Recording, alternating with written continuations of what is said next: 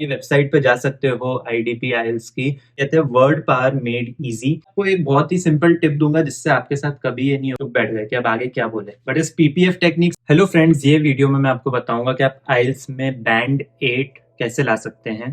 तो अगर आप आईएलटीएस की प्रिपरेशन कर रहे हैं, आने वाले टाइम में आईएलटीएस देने वाले हैं, so this video is for you and make sure to watch this video till the end. तो सबसे पहले तो आईएलटीएस होता क्या है? आईएलटीएस बेसिकली एक इंग्लिश एग्जाम है। तो जब आप कनाडा आना चाहते हैं एज अ स्टूडेंट या पीआर पे, सो कनाडा गवर्नमेंट चेक करना चाहती है कि आपकी इंग्लिश स्किल कैसी है। और अगर आप पीआर के लिए अप्लाई कर रहे हैं तो आपको ये गोल्डन स्कोर बोलते हैं 8777, ये लाना होता है। सो अगर आप पढ़ाई के लिए अप्लाई करें तो आपको आईएलटीएस एकेडमिक्स देना होता है, एंड अगर आप पीआर के लिए अप्लाई करें तो आपको आईएलटीएस जनरल देना होता है। दोनों पेपर ऑलमोस्ट सिमिलर रहते हैं, बट एक सेक्शन में अलग रहता है। राइटिंग सेक्शन में क्या डिफरेंस होता है वो मैं आपको थोड़ी देर में बताता हूँ। सो होता क्या है, आईएलटीएस एग्जाम 4 पार्ट्स में डिवाइडेड होता है: listening, reading, writing and speaking. तो जब आप बुकिंग कर रहे हो अपने एग्जाम स्लॉट की, तो ये ध्यान रखिएगा कि आप एकेडमिक्स ले रहे हैं या जनरल, डिपेंडिंग ऑन आपका क्या एम है, आप पढ़ाई करने जा रहे हैं या पीआर पे जा रहे हैं। अब आईएलटीएस एग्जाम आप 2 टाइप से दे सकते हैं। पहली होती है रिटन, तो उसमें आपको हाथ से लिखना पड़ता है राइटिंग सेक्शन, और जो एमसीक्यूज क्वेश्चंस आते हैं वो भी हाथ से आपको शीट भरनी रहती है।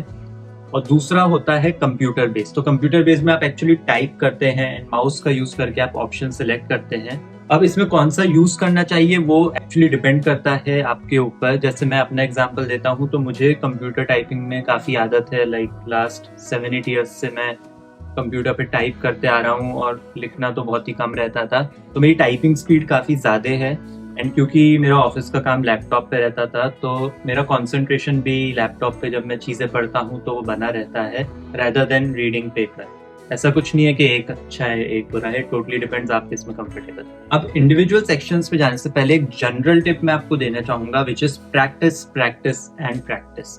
आप जितने ज्यादा हो सके आपको सैंपल पेपर्स देने हैं आईएलटीएस के। अब आप मुझसे पूछोगे कि ये सैंपल पेपर्स कहाँ से मिलेंगे, तो ऑनलाइन तो बहुत सारे मिलते हैं, बट मैं एक बुक रिकमेंड करूंगा जिसे कहते हैं आईएलटीएस कैम्ब्रिज। बेसिकली इस बुक में 4 सैंपल पेपर्स होते हैं, एंड हर साल एक नया एडिशन आता है। अब अगर आप 3 बुक्स भी उठाते हो तो हर बुक में 4 सैंपल पेपर है, एंड 3 बुक्स ले रहे हो तो 12 सैंपल पेपर मिल जाएंगे, which is a very good amount of practice that you can do. इसके अलावा यूट्यूब पे मैं 2 चैनल रिकमेंड करूंगा जिन्होंने मुझे बहुत हेल्प करी आईएलटीएस क्लियर करने में, एंड आप लोगों को भी जरूर चेकआउट करना चाहिए। सबसे पहले है आईएलटीएस लिस्ट, मैं यहाँ पे नाम भी डाल दूंगा। तो ये एकदम स्टेप बाय स्टेप बताती हैं कि ईच सेक्शन को कैसे अप्रोच करना है, क्या फॉर्मेट है, एंड इनके वीडियोस की वजह से मुझे काफी हेल्प मिली थी। एंड सेकंड है आईएलटीएस E2, और इस चैनल में स्पेसिफिकली इनका एक बंदा है जिसका नाम है जे। सो इसके वीडियोस मुझे बहुत पसंद आए थे। ये बहुत अच्छे से हेल्प करता है, हर एक सेक्शन को डिटेल में बताता है, ब्रेक डाउन करके कि कैसे अप्रोच करना है, कैसे सॉल्व करना है। अब चलते हैं इंडिविजुअल सेक्शंस में, एंड मैं कुछ टिप्स दूंगा वहाँ पे। तो जैसा कि मैंने पहले बताया, 4 सेक्शंस होते हैं आईएलटीएस एग्जाम में। सबसे पहले होता है लिसनिंग, रीडिंग, राइटिंग, स्पीकिंग। अब let's take each of these sections, and मैं आपको इसमें कुछ टिप्स दूंगा कि आप इसमें अच्छा स्कोर कैसे कर सकते हैं। So let's start with listening. So listening में सबसे बड़ा प्रॉब्लम ये आता है कि एक्सेंट थोड़ा समझ नहीं आता। थोड़ा ब्रिटिश एक्सेंट रहता है, थोड़ा ऑस्ट्रेलियन एक्सेंट रहता है, एंड हम लोग जनरली यूएस इंग्लिश सुनते आ रहे हैं, तो एक्सेंट थोड़ा अजीब सा लगता है, कुछ कुछ वर्ड समझ में नहीं आते हैं। तो इसके लिए तो मैंने बहुत ही एक प्रैक्टिकल टिप ये करी थी कि मैं वो सीरीज देखता था जो ब्रिटिश हो, जो इंग्लैंड में बनी हो, ताकि वो एक्सेंट मुझे समझ आ पाए। तो 2 सीरीज मैं रिकमेंड करूंगा जो मैंने देखी थी। एक है पीकी ब्लाइंडर्स और दूसरी है डाउनटाउन एबी। दोनों ही नेटफ्लिक्स पे अवेलेबल है। तो आप ये थोड़े एपिसोड्स देख सकते हैं, तो एटलीस्ट आपको उनका एक्सेंट थोड़ा समझ आएगा कि वो क्या बोल रहे हैं, and that will help you in listening part. एक और टिप लिसनिंग में ये है कि ये बहुत ज्यादा इंपॉर्टेंट है लिसनिंग में कि जो लिसनिंग की आवाज है वो सिर्फ एक बार ही प्ले होगी। इसका मतलब ये है कि अगर लिसनिंग में वो रिकॉर्डिंग चल रही है, अगर एक बार आपसे कुछ मिस हो गया तो आप वापस नहीं जा सकते। बहुत बार ऐसा होता है कि मिस हो जाता है तो लोगों को लगता है कि अच्छा मैं एक और बार सुन लूंगा, एंड के बाद फिर से वापस रिकॉर्डिंग होगी, बट ऐसा नहीं होता है आईएलटीएस में। तो आपको बिल्कुल ध्यान रखना है, एंड इसलिए जैसे जैसे आप सुनते जा रहे हैं इन्फॉर्मेशन, उसका नोट बनाते जाए कहीं रफ में, क्योंकि आप वापस नहीं जाते। एंड एक और बहुत ज्यादा इंपॉर्टेंट टिप है लिसनिंग में कि अगर आपका एक आंसर स्किप हो गया या गलत हो गया है तो आपको फटाफट मूव ऑन करना है। जैसे मैंने बताया, रिकॉर्डिंग सिर्फ एक बार ही चलेगी, तो आपको ये नहीं सोचना है कि शिट मेरा ये आंसर गलत हो गया या शिट ये तो मैंने सुना ही नहीं कब क्या बोल रहा था। आपको सोचना है कि ठीक है ये नहीं आया, अब मैं आगे का सुनते जाता हूँ और आंसर करते जाता हूँ। तो जनरली ऐसा होता है कि जैसे जैसे रिकॉर्डिंग चल रही होती है क्वेश्चंस भी उस रिकॉर्डिंग के हिसाब से उसी ऑर्डर में आते जाते हैं। जैसे मैं आपको एक टिप दूंगा, एक क्वेश्चन जो जनरली आता है एक स्पेलिंग का आता है। जनरली कोई पूछेगा व्हाट इज योर नेम, सामने वाला बोलेगा माय नेम इज आसिम, तो बोलेगा कैन यू स्पेल इट, तो बोलेगा यस इट्स ASIM। तो जनरली सवाल भी यही होगा what is the name of the person talking, तो उस टाइम आपको फटाफट नोट करना है कि ASIM ऐसा नाम है। सो this is one of the examples के कैसे क्वेश्चंस आते हैं। गाइस सेकंड सेक्शन आता है रीडिंग का। रीडिंग भी मुझे लगता है हाई स्कोरिंग है, एंड रीडिंग में भी क्योंकि ऑब्जेक्टिव सवाल आते हैं 4 ऑप्शंस रहते हैं या मैच द हेडिंग रहता है, आपको पता रहता है कि आंसर कहीं ना कहीं होगा। रीडिंग में अगेन मैं रिकमेंड करूंगा कि आप जितनी ज्यादा प्रैक्टिस हो सके करें। जितने ज्यादा आप रीडिंग पैसेज सॉल्व करेंगे उतने ज्यादा आपको एबिलिटी डेवलप करेंगे सही आंसर करने की। Guys reading and in general एक बहुत इंपॉर्टेंट टिप है कि आपको टाइमिंग पता होना चाहिए ईच सेक्शन का कि कितना टाइम रहता है। आप ये वेबसाइट पे जा सकते हो IDP IELTS की, यहाँ से ही बुकिंग होती है आपके IELTS पेपर की इंडिया में, या फिर अगर आपको सैम्पल पेपर्स देने तो यहाँ पे अवेलेबल रहते हैं। बट इसके अलावा आपको फॉर्मेट पूरा अच्छे से समझना है कि कितना टाइम मिलेगा, क्योंकि रीडिंग में बहुत बार ऐसा होता है लोग सोचते हैं कि हम लिख लेते हैं आंसर बट कंप्यूटर में बाद में डालेंगे। हाउएवर बाद में आपको टाइम मिलेगा ही नहीं, वो आगे के सेक्शन में मूव हो जाएगा।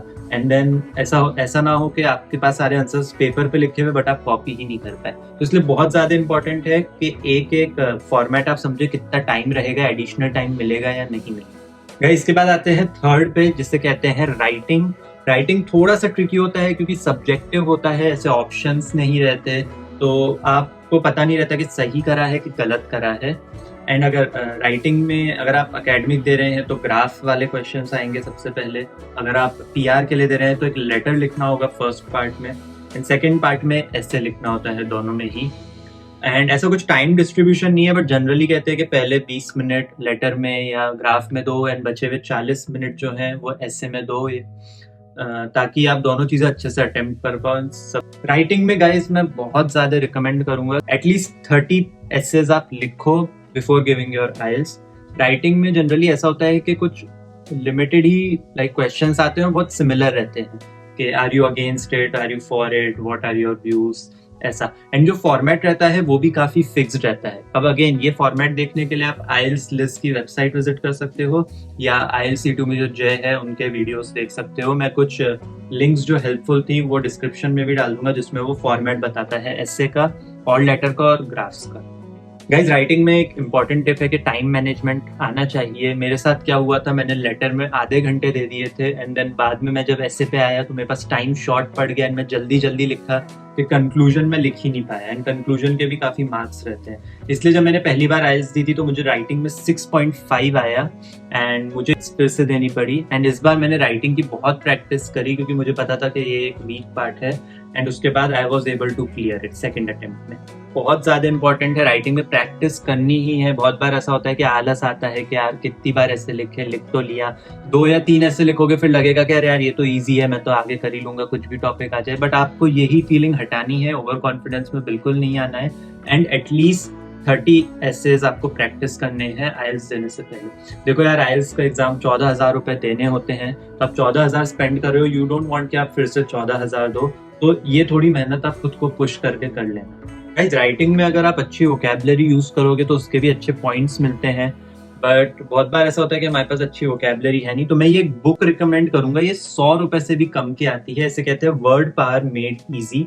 अगर ये 15-15 मिनट पढ़ोगे तो ऑलमोस्ट 1 महीने बाद आपकी वोकैबुलरी में मोर देन 4,000 वर्ड्स ऐड हो जाएंगे। तो ये बुक बहुत अच्छी है। बुक ऐसी नहीं है कि आपको रट्टा मारना पड़े, ये समझाती है एक एक वर्ड का मतलब, जिससे आपको फ्यूचर में भी याद रहता है, then you are able to use it. अब गाइस आता है 4th part which is called speaking, and ये वाला पार्ट है जहाँ पे सबसे ज्यादा लोग थोड़ा घबरा जाते हैं एंड कम स्कोर करते हैं, क्योंकि इस पार्ट में आपको एक्चुअली एक इंटरव्यूअर के सामने बैठना होता है एंड ये एक लाइव होता है। इसमें ऐसे पेपर पेन का कंसेप्ट नहीं रहता। तो एक इंटरव्यूअर आपके सामने बैठा होगा एंड वो आपसे सवाल पूछेगा and you have to answer all the questions in English. तो उसमें वो देखते हैं कि आपकी फ्लुएंसी कैसी है, आप अटक तो नहीं रहे हैं। बिल्कुल डरना नहीं है, इट्स वेरी इजी। तो स्पीकिंग में बेसिकली होता क्या है, आप जाएंगे, वो एक वॉइस रिकॉर्डर चालू कर देंगे एंड देन फर्स्ट तो कुछ नॉर्मल सवाल रहते हैं। तो फर्स्ट सेक्शन रिलेटिवली इजी होता है बिकॉज वो फेमिलियर क्वेश्चंस पूछेंगे, थोड़ा बहुत बताएंगे। एक्चुअली मैं यहाँ पे एक और लिंक दे रहा हूँ अपने डिस्क्रिप्शन में, अगेन वो जे की लिंक है जिसमें वो एक एंड टू एंड आपका एक मॉक स्पीकिंग सेशन लेंगे। So it's really good, check it out in the description. बहुत सारे लिंक्स है तो सारे चेकआउट कर लेना, बट उसमें एक्चुअली वो ऐसे प्रेजेंट करेंगे जैसे आप 1-on-1 सेशन में हो and then they will ask you questions and give you some time and then you have to answer. अब गाइस स्पीकिंग में सबसे बड़ी दिक्कत आती है, आपको वो एक टॉपिक देते हैं एंड आपको उस पर नेक्स्ट 2 मिनट तक बोलना होता है। तो होता क्या है, आपको एक रैंडम टॉपिक देंगे, फिर आपको 1 मिनट का टाइम देंगे सोचने के लिए एंड देन उसके बाद आपको 2 मिनट तक लगातार बोलना होता है। एंड गाइस इस वाले राउंड में सबसे ज्यादा लोग घबरा जाते हैं, एकदम ब्लैंक हो जाता है माइंड, ब्रेन फ्रीज हो जाता है, कुछ समझ ही नहीं आता क्या बोलना है एंड देन आप चुपचाप बैठे रहते हो एंड 2 मिनट हो भी जाते हैं। तो इसके लिए मैं आपको एक बहुत ही सिंपल टिप दूंगा जिससे आपके साथ कभी ये नहीं होगा, तो घबराने की बात नहीं है। गाइस एक टेक्निक बताऊंगा मैं, PPF, एंड इसका फुल फॉर्म होता है पास्ट, प्रेजेंट एंड फ्यूचर। तो आपको जो भी टॉपिक दिया होता है, आप उसके बारे में 3 इंसिडेंट सोचो अपने से रिलेटेड, एक पास्ट का, एक प्रेजेंट का, एक फ्यूचर का, एंड वो 3 आप एक्चुअली अपने इंटरव्यूअर को बताओ एंड यू सी कि जब तक आप ये 3 बताओगे इंसिडेंट, आपके 2 मिनट पूरे हो जाएंगे। तो मैं अपना एग्जांपल देता हूँ। मुझसे पूछा गया था what is the one thing you are most proud of. इस टॉपिक में जैसे ही 1 मिनट स्टार्ट हुए मैंने फौरन PPF लिखा। अब पास्ट में मैंने सोचा कि मैं किस चीज के लिए प्राउड था, तो मुझे मैथ्स में एक बार बहुत अच्छे नंबर आए थे 10th क्लास में, तो मैंने वो सोचा मैं वो वाला इंसिडेंट बताऊंगा अपना। देन मैं प्रेजेंट में गया तो मैंने सोचा प्रेजेंट में मैं किस चीज़ के लिए सबसे ज़्यादा प्राउड हूँ। सो मैंने सोचा कि ये पूरा कनाडा का प्रोसेस मैं खुद से अप्लाई कर रहा हूँ, इसके लिए आई एम प्राउड, कोई एजेंट की हेल्प नहीं ले रहा, तो मैं इसके बारे में बताऊंगा। एंड देन फ्यूचर में था कि मैं किस चीज़ के लिए प्राउड हूँ, तो मैंने सोचा कि कनाडा जाके एक अच्छी जॉब लेके बहुत सारे पैसे सेव करके अपना खुद का घर खरीदना चाहता हूँ। So this is something which I will be proud of in the future. So ये 3 मैंने सोच लिया एंड वो पेपर में लिख भी लिए and then interview said your time starts now. So मैं ये तीनों चीजें डिटेल में बताया एंड बाय द टाइम मैं फ्यूचर पे आया ऑलरेडी 2 मिनट हो गए थे।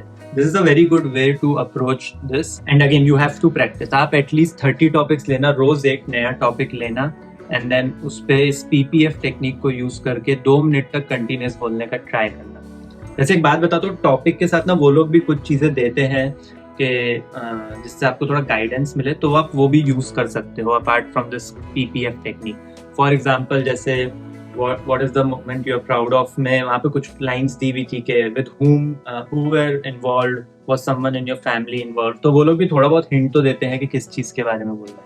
बट होता क्या है कि हम एक एग्जाम्पल देते हैं एंड देन देखा कि 40 सेकंड ही हुए और अब हम चुप बैठ गए कि अब आगे क्या बोले। बट इस PPF टेक्निक से आपको एक नहीं बल्कि 3 एपिसोड्स बताने का चांस मिलेगा।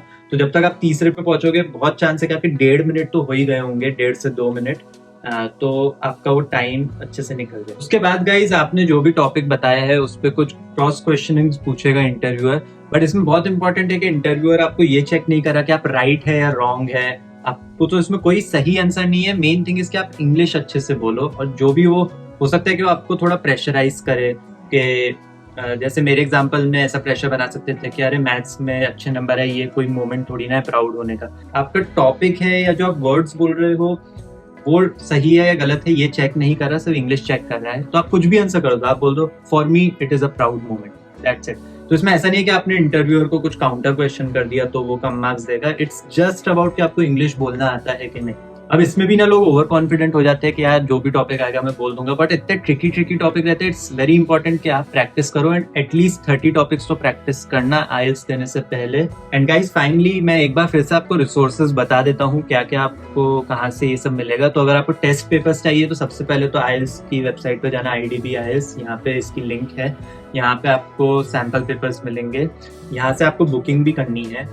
सेकंड है आपको ये 2 YouTube चैनल तो देखने ही है, IELTS Liz and IELTS E2, but इसके अलावा और भी YouTube चैनल है। YouTube पे बहुत सारे हर टॉपिक के लिए एटलीस्ट 50 वीडियोस हैं, तो YouTube पे भी काफी एक्सप्लोर करो। मुझे तो IELTS-C2 में जे का काफी पसंद आया था, बट हो सकता है आपको पसंद नहीं आए, आपको कोई और पसंद आए। So keep searching on YouTube. YouTube is your best free resource available. And guys finally book के लिए आप वो IELTS कैम्ब्रिज की बुक देख सकते हो। अगर खरीदनी नहीं है क्योंकि थोड़ी महंगी आती है तो आप ऑनलाइन देख लेना अगर कहीं पे मिल जाए। एंड फाइनली गाइस प्रैक्टिस करना है, अगेन एटलीस्ट 30 एसेज लिखना, 30 लेटर या ग्राफ्स के बारे में लिखना, डिपेंडिंग ऑन आप क्या दे रहे हो। एंड एटलीस्ट 30 टॉपिक्स पे 2-2 मिनट के लिए बोलना। दैट्स इट गाइस, ये मेरे पर्सनल एक्सपीरियंस से मैं आपको बता रहा था कि IELTS में बैंड 8 कैसे लाना है। If you have any questions related to IELTS then comment में डालें and I will make sure to reply to everyone and share this video with your friends जो IELTS दे रहे हैं। I will see you next time.